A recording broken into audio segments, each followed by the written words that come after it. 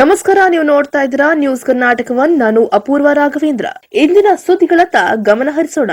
ದೇವನಹಳ್ಳಿ ತಾಲೂಕಿನ ದಾನವೀರ ಶೂರ ಕರ್ಣ ದ್ಯಾವರಹಳ್ಳಿ ಶಾಂತಕುಮಾರ್ ವಿ.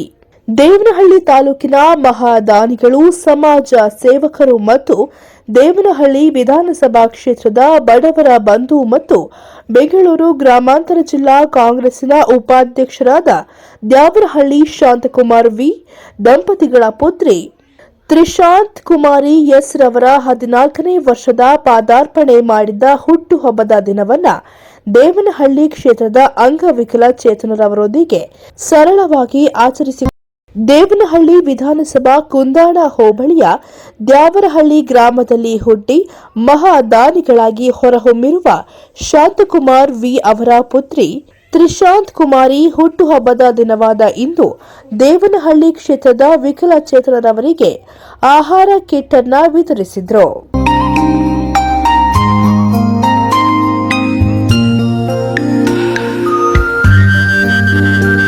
ಬೆಂಗಳೂರು ಗ್ರಾಮಾಂತರ ಜಿಲ್ಲಾ ಕಾಂಗ್ರೆಸ್ ಉಪಾಧ್ಯಕ್ಷರಾದ ದ್ಯಾವರಹಳ್ಳಿ ಶಾಂತಕುಮಾರ್ ವೀರವರು ಶ್ರೀಮಂತಿಕೆಯನ್ನ ಹೊಂದಿದ್ದು ತಾಲೂಕಿನಲ್ಲಿ ಜಾತಿ ಭೇದ ಇಲ್ಲದೆ ತನ್ನ ಕೈಲಾದಷ್ಟು ಆರ್ಥಿಕ ಸಹಾಯವನ್ನ ಮಾಡುತ್ತಿದ್ದಾರೆ.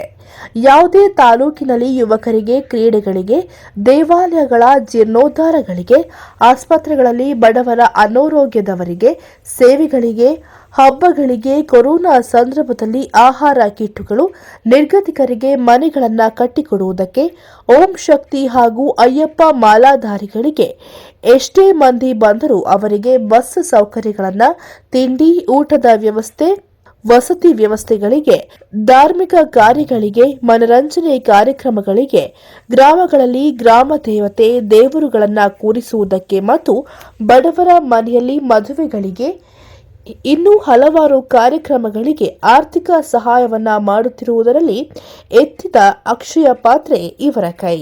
ಇವರು ಕಾಂಗ್ರೆಸ್ ಪಕ್ಷದ ನಿಷ್ಠಾವಂತ ಕಾರ್ಯಕರ್ತನಾಗಿ ದುಡಿದು ಇವರ ಸೇವೆಯನ್ನ ಗುರುತಿಸಿ ತಾಲೂಕು ಉಪಾಧ್ಯಕ್ಷರಾಗಿ ಪಕ್ಷ ನಿಷ್ಠೆಯಾಗಿ ಪಕ್ಷ ಸಂಘಟಿಸುವಲ್ಲಿ ಪ್ರಮುಖ ಪಾತ್ರವನ್ನ ವಹಿಸುತ್ತಿದ್ದಾರೆ. ಇತ್ತೀಚೆಗಿನ ದಿನಗಳಲ್ಲಿ ಇವರನ್ನ ಬೆಂಗಳೂರು ಗ್ರಾಮಾಂತರ ಜಿಲ್ಲಾ ಕಾಂಗ್ರೆಸ್ ಉಪಾಧ್ಯಕ್ಷರಾದ ದ್ಯಾವರಹಳ್ಳಿ ಶಾಂತಕುಮಾರ್ ವಿ ರವರನ್ನ ಹುದ್ದೆಯನ್ನ ಇವರ ಹೆಗಲಿಗೆ ವಹಿಸಿದ್ದಾರೆ. ಕಾರ್ಯಕ್ರಮಗಳಿಗೆ ಶಕ್ತಿ ಮೀರಿ ದಾನ ನೀಡುವ ಪ್ರವೃತ್ತಿ ಇವರ ಕಾಯಕವಾಗಿದೆ. ತಾಲೂಕಿನಲ್ಲಿ ದಾನವೀರ ಶೂರ ಕರ್ಣ ಎಂದು ತಾಲೂಕಿನಾದ್ಯಂತ ಜನಸಾಮಾನ್ಯರ ಮಾತಾಗಿದ್ದಾರೆ.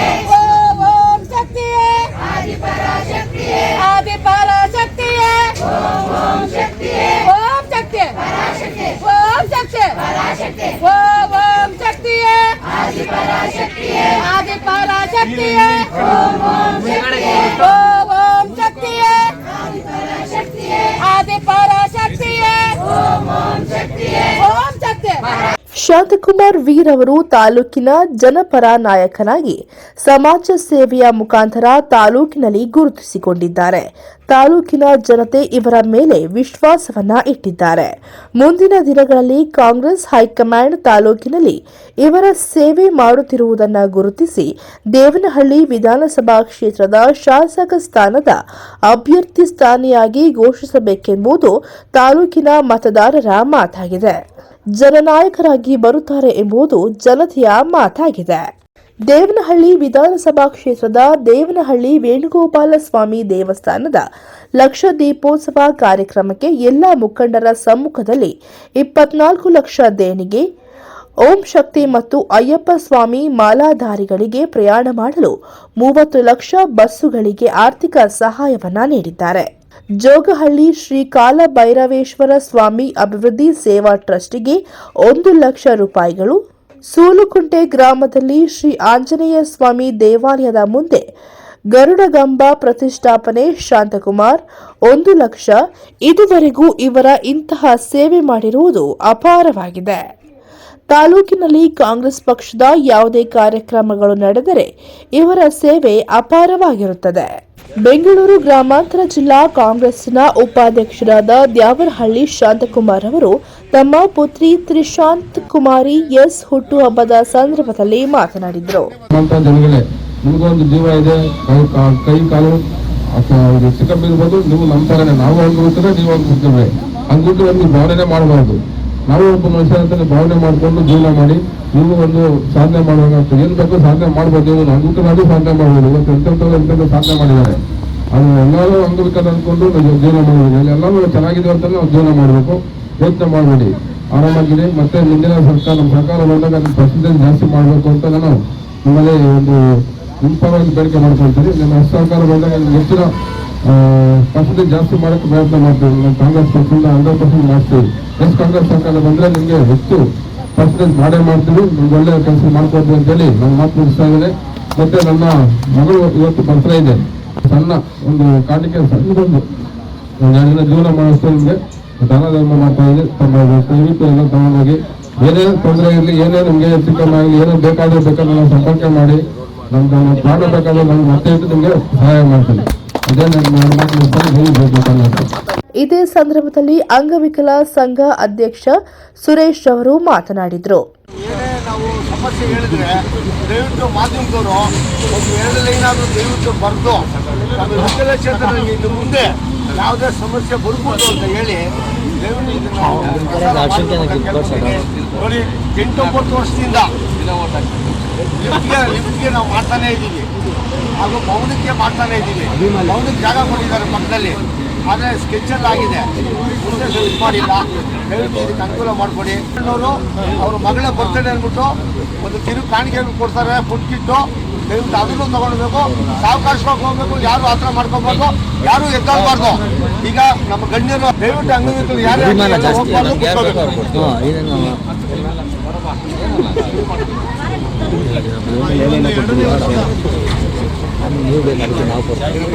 ಈ ಸಮಯದಲ್ಲಿ ಬಿಜೆಪಿ ಮುಖಂಡ ಓಬದೇನಹಳ್ಳಿ ಮುನಿಯಪ್ಪರವರು ಮಾತನಾಡಿದರು. ಒಂದು ದೃಢ ಸಂಕಲ್ಪ ಇಟ್ಕೊಂಡು ಇವತ್ತು ಅಂಗವಿಕಲ ಬಂಧುಗಳು ಇವತ್ತು ಏನು 2ನೇ ವರ್ಷದ ಆಚರಣೆ ಮಾಡ್ತಾ ಇದ್ದಾರೆ. ಅವ್ರಿಗೆ ಒಳ್ಳೇದಾಗ್ಲಿ.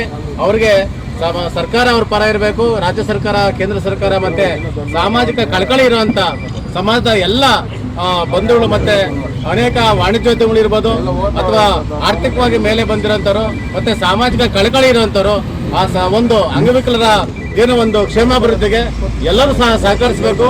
ನಾವು ಎಲ್ಲ ರೀತಿಯಲ್ಲೂ ನಾವು ಶಿಕ್ಷಣದಲ್ಲಿರ್ಬೋದು, ರಾಜಕೀಯ ಇರ್ಬೋದು ಅಥವಾ ಯಾವುದೇ ಒಂದು ವಿಚಾರದಲ್ಲಿ ನಾವು ಅವ್ರಿಗೆ ಬೆಂಬಲ ಕೊಟ್ಟಾಗ ಮಾತ್ರ ಅವರು ಸಹ ನಮ್ಮನ್ನು ಕೈ ಬಿಟ್ಟಿಲ್ಲ ಸಮಾಜ ಅನ್ನೋ ಒಂದು ಭಾವನೆಯಿಂದ ಚೆನ್ನಾಗಿ ಬದುಕೋಕೆ ಸಾಧ್ಯ ಆಗುತ್ತೆ.